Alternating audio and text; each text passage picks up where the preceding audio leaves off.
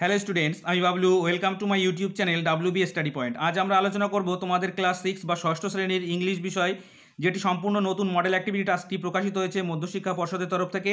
সেই model activity task নিয়ে, যেটি সেপ্টেম্বর মাসের জন্য প্রকাশিত হয়েছে এবং এটি পার্ট 6। এবং এই পার্ট 6 মডেল অ্যাক্টিভিটি টাস্কের একটি নতুন বিশেষত্ব কী হলো, তোমাদের প্রত্যেকটা প্রশ্নের জন্য কত করে মার্ক দেওয়া আছে সেটা ভালো করে বলে দেওয়া আছে। সুতরাং কোন প্রশ্নের উত্তর কতটা লিখলে আমাদের যথার্থ হবে, তো সেটা আমরা ভালোভাবে বুঝতে পারবো। এর আগে আমি ক্লাস 6-এর বিভিন্ন বিষয়ের মডেল অ্যাক্টিভিটি টাস্ক আগেই পোস্ট করেছি। তোমরা যদি ভিডিও দেখে না থাকো, ডেসক্রিপশনে লিঙ্ক দেওয়া আছে, অবশ্যই গিয়ে দেখে নেবে। তো চলো আজকের ইংলিশ বিষয়ে কী বলে দেওয়া আছে সেটা দেখি। প্রথমে আছে অ্যাক্টিভিটি 1, রিড দ্য ফলোয়িং প্যাসেজটি পড়ো and answer the question that follow. যে প্রশ্নগুলো দেওয়া আছে নিচে তার উত্তর লেখো।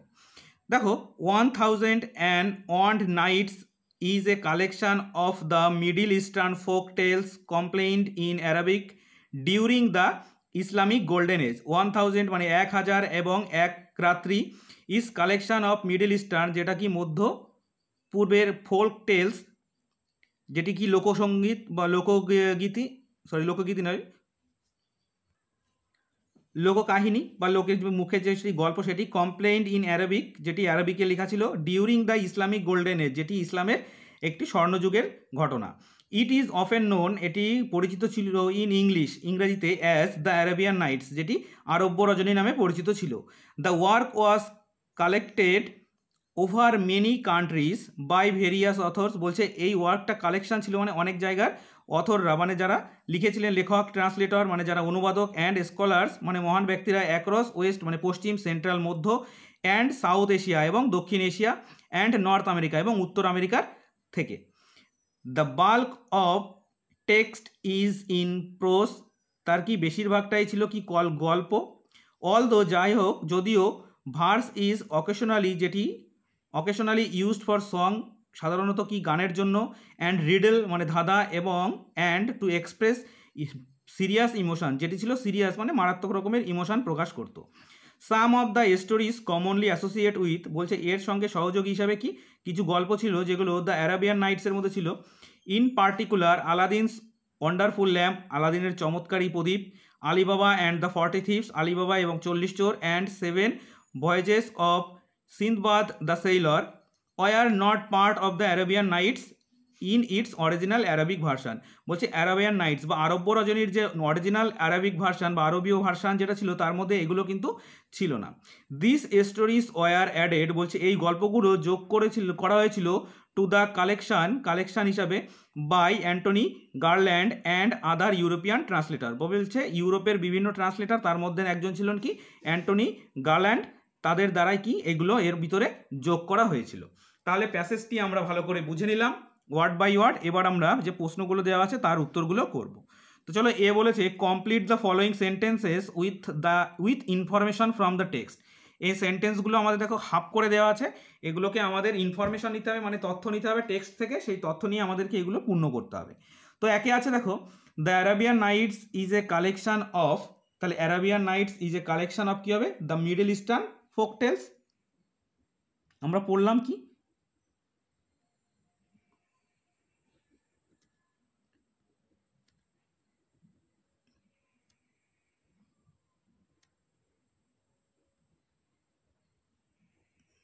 দেখো এখানে আছে collection of the Middle Eastern folk tales, ঠিক আছে। তারপরে আছে ইন দ্য টেক্সট, বলছে এই টেক্সটে verse is used for, verse যেটি ব্যবহার করা ছিল কিসের জন্য, দেখো এখানে আছে ইউজড ফর কি songs and riddles and to express serious emotion. তো আমরা সেটা লিখে দেখব, songs and riddle and to express serious emotion, ঠিক আছে। তাহলে আমাদের এটি পূর্ণ হয়ে গেল। এরপরে আছে তিনে, one of the famous translator of the Arabian Nights is, তাহলে দেখো one of the famous translator কে ছিল কি অ্যান্টনি গার্ল্যান্ড, তাহলে আমরা লিখে দেবো এটা ANTOINE, তারপরে কি আছে গার্ল্যান্ড GALLAND। Okay, clear. এবার নেক্সট দেখো, বিয়ে বলেছে আনসার আর দ্য ফলোয়িং কোশ্চেন, নিচের যে প্রশ্নগুলো আছে তার উত্তর লেখো। প্রথমে আছে when was the Arabian night composed, Arabian Knights বা আরব্য রজনী কখন লেখা হয়েছিল, in which language was it originally written, originally written মানে কি, সত্যিকারের ভাষায় কোনটায় লেখা হয়েছিল, how did the English translation of Arabian Knights differ from the original version, বলছে ইংরাজি যে ট্রান্সলেট করা হয়েছিল সেটা অরিজিনাল ভার্সনের থেকে কতটা ভিন্ন ছিল। তো চলো এই তিনটে প্রশ্নের উত্তর আমি তোমাদের জন্য খাতায় তৈরি করে নিয়েছি, তো তোমরা সেটি ভালো করে লক্ষ্য করো। দেখো প্রথম প্রশ্ন ছিল when was the Arabian Nights composed, তো উত্তরটি দেখে নাও, the Arabian Nights was composed during Islamic golden age, যেটি আমরা পড়েছি। এবার দেখো দুয়ে, in which language was it originally written, তো অ্যান্সার দেখো it was originally written in Arabic language, তাহলে অ্যারাবিক ল্যাঙ্গুয়েজে লেখা হয়েছিল যে মূল যে কাব্যগ্রন্থটি ছিল। How did the English translation of the Arabian Knights differ from the original version, তো এর উত্তরটি দেখে নাও, some stories like Aladdin's wonderful lamp Alibaba and 40 Thieves and the 7 Voyages of Sindbad the Sailor were commonly added with the translation version which were not part of original version, তাহলে original ভার্সনের মধ্যে এই পার্টগুলো ছিল না, তো এটাই ছিল আমাদের অরিজিনাল পার্ট থেকে আলাদা। ঠিক আছে, তো চলো এবার আমরা পরের প্রশ্নটি দেখে নিই।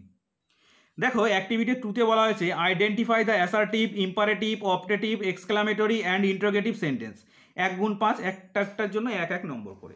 প্রথমটি দেখা আছে হারি we have won the match, আমরা ম্যাচটি জিতেছি, তাহলে দেখো এটি কি আমাদের আনন্দ বোঝাচ্ছে, তো আনন্দ বোঝালে আমরা এটা কি জানি এক্সক্লামেটরি সেন্টেন্স, তো আমরা এর পাশে লিখবো এক্সক্লামেটরি, EXCLAMATORY, এক্সক্লামেটরি সেন্টেন্স।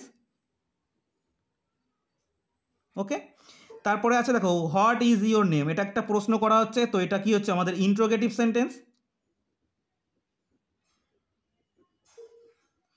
প্রশ্ন বোঝালে কি হয় ইন্ট্রোগেটিভ।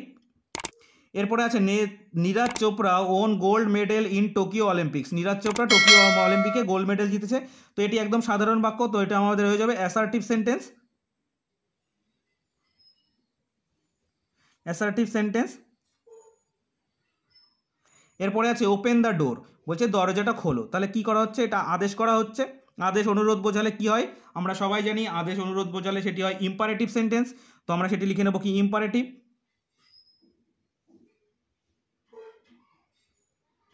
Imperative sentence.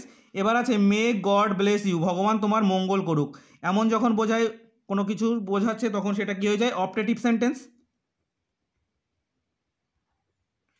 তো আমরা এদের হয়ে যাবে কি অপটেটিভ সেন্টেন্স। ক্লিয়ার, তাহলে প্রথমটি হলো আমাদের এক্সক্লামেটরি, পরেরটি হলো ইন্ট্রোগেটিভ, তারপরেরটি অ্যাসার্টিভ, তারপরেরটা ইম্পারেটিভ এবং শেষেরটা অপটেটিভ সেন্টেন্স। ঠিক আছে, ক্লিয়ার। এবার চলো এই অ্যাক্টিভিটি 3তে কি বলেছে দেখে নেওয়া যাক।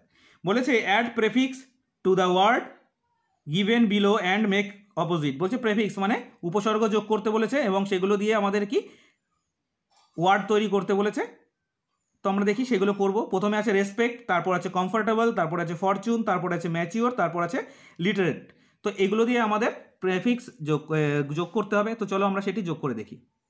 তো দেখো প্রথমে আছে কি রেসপেক্ট, তো আমরা যদি রেসপেক্টের আগে ডিস যোগ করি কি হয়ে গেল ডিস রেসপেক্ট, প্রেফিক্স মিক্স ওয়ার্ডের আগে যোগ করতে হবে। ঠিক আছে, এরপরে আছে দেখো কমফোর্টেবল, তো আমরা এখানে আন যোগ করে কমফোর্টেবল লিখলে কি হচ্ছে দেখা যাক,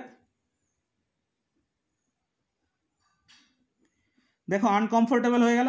তারপরে আছে ফরচুন, তো এখানে আমরা মিস যোগ করব,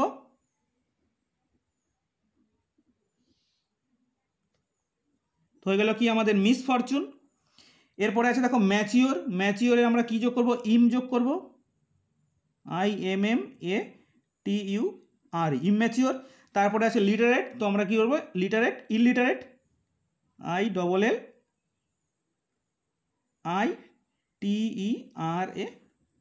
ইলিটারেট। দেখো রেসপেক্ট তার সঙ্গে ডিসরেসপেক্ট হয়েছে, অপোজিট হয়ে গেল, কমফোর্টেবল সেটা uncomfortable opposite, Fortune misfortune, mature immature, literate illiterate. তো দেখো প্রেফিক্স যোগ করে যে ওয়ার্ডটা দেওয়া থাকে তার অপোজিটটা তৈরি হয়ে যায়, এটাও মনে রাখবে, প্রেফিক্স যোগ করলে যে ওয়ার্ডটা দেওয়া থাকে তার অপোজিট ওয়ার্ড তৈরি হয়ে যায়। ঠিক আছে, তো চলো এবার আমরা তোমাদের অ্যাক্টিভিটি 4-এ কী বলেছে সেটা দেখে নিই।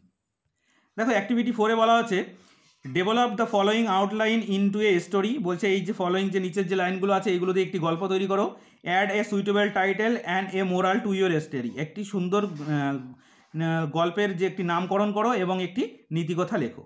প্রথমে আছে stag was drinking water, saw the image of his horns, admire them, dislike slender leg, chased by a pack of wolves, horn caught in thick bush, lamented. তো চলো এই দিয়ে আমরা একটা গল্প তৈরি করি। দেখো গল্পের নামটি দিয়েছি এ স্ট্যাগ অ্যান্ড হিজ হর্ন, বলছে একটি হরিণ এবং তার শিংগুলি। তো উত্তর গল্পটি আমরা এইভাবে লিখবো, once a stag was drinking water in a pool, একদা একটি হরিণ কী করছিল, জল খাচ্ছিল পুকুরে। He saw the reflection of his horns in the water, সে কি দেখলো, রিফ্লেকশন মানে প্রতিচ্ছবি দেখলো, হিজ হর্নস মানে তার শিংগুলির, ইন দ্য ওয়াটার জলে। He felt proud to C the image, সেটি দেখে সে খুব গর্ব অনুভব করলো। When he saw the reflection of his legs, যখন সে তার পায়ের প্রতিচ্ছবি দেখতে পেল। হি ফিল্ড স্যাড, সে খুব দুঃখ পেল। অ্যান্ড ডিসঅ্যাপয়েন্টেড, এবং হতাশ হলো। অ্যান্ড কার্স গড, ভগবানকে তিরস্কার করতে লাগলো। ফর দিস ইনজাস্টিস, মনছে এই রকম কাজ করার জন্য। হি অ্যাডমায়ার্ড হিজ হর্ন, সে তার শিংগুলোকে কি সম্মান করতো। অ্যান্ড ডিসলাইকড স্লেন্ডার লেগস, এবং তার সেই রোগা যে পাগুলো ছিল সেক্ষেত্রে সে কী করতো, অপছন্দ করতো। Suddenly a pack of wolves, একদল কি শেয়াল আসলো। চেসড হিম, তাকে তাড়া করলো। He ran away as fast as he could, যতটা দৌড়াতে পারে ততটা জোরে সে দৌড়ালো। His thin leg helped him, তার সেই রোগা পাগুলো তাকে সাহায্য করলো। টু এসকেপ, পালিয়ে যেতে। But his beautiful horns proved an enemy, তার সেই সুন্দর যে শিংগুলো ছিল সেগুলো কি তাকে প্রমাণ করলো সে একটি শত্রু। As they got entangled in a bush, যখন সে একটি ঝাড়ির মধ্যে আটকে গিয়েছিল। হি ট্রাইড হিজ বেস্ট, সে তার যথাসম্ভব চেষ্টা করলো। টু রিলিজ হিমসেলফ, নিজেকে ছাড়িয়ে নিতে। But he could not succeed, কিন্তু সে সফলতা পেল না। হি ল্যামেন্টেড ফর হিজ বিউটিফুল হর্ন, সে তার সেই সুন্দর সিংহের জন্য দুঃখ প্রকাশ এবং কাঁদো কাঁদো হয়ে গেল। উলফস রিচড দেয়ার, সেখানে পৌঁছে গেল। অ্যান্ড কিল্ড হিম, এবং তাকে মেরে ফেললো। তাহলে এই গল্প থেকে আমরা কি নীতি কথা লিখতে পারি? All glittering ornaments are not good, সমস্ত চকচকে অলঙ্কার সোনা নয়। তাহলে কি সমস্ত চকচকে অলঙ্কারই সোনা নয়, কারণ কি দেখো এখানে তার পাগুলোকে দেখে তার খুব কষ্ট হয়েছিল, কিন্তু সে তার শিংকে নিয়ে গর্ব করছিল, কিন্তু আসলে দেখো শেষ পর্যন্ত কি হলো, তার শিংই তাকে বিপদের মুখে ঠেলে দিল, তার পা তাকে সাহায্য করেছিল দৌড়ে পালিয়ে যেতে। তাহলে এই ছিল তোমাদের ষষ্ঠ শ্রেণীর ইংলিশ বিষয়ে সম্পূর্ণ সহজ সরল মডেল অ্যাক্টিভিটি টাস্ক। আশা করি তোমরা ভালো করে বুঝে নিয়েছো। ভিডিওটি ভালো লাগলে অবশ্যই লাইক করবে এবং চ্যানেলটি সাবস্ক্রাইব করে নিয়ে বেল নোটিফিকেশন অল করে রাখবে, তাহলে মডেল অ্যাক্টিভিটি টাস্ক এবং বিষয়ভিত্তিক প্রশ্নের সমাধান আমি তোমাদের জন্য যখন করে নিয়ে আসবো তো সর্বপ্রথম তোমরাই দেখতে হবে। তো চলো আজ এই পর্যন্তই, পরের ভিডিওয় আবার দেখা হচ্ছে। Thank you for watching.